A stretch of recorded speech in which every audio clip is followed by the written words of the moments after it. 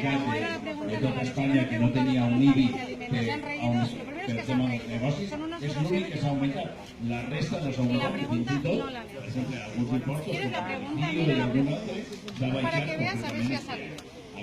No, no ha salido, la pregunta no ha salido. No piensa que con los carteles, semáforos y obras y actos por la Segunda República, ¿no sería más interesante ese dinero después de invertido en los colegios que no están terminados para que nuestros niños reciban una educación en lugares dignos? No, es que como no me han oído, que me digan ahora. No, que no me vuelvas a callar, ¿eh? En los barrios degradados como el Cabañal o en subvenciones a los bancos de alimentos suprimidas. La señora se ha reído y ya le decimos bancos de alimentos, ¿vale? Esa es la pregunta. No quiero. Ahora se ha enfadado. No, si se ha enfadado ya no hay nada que hacer.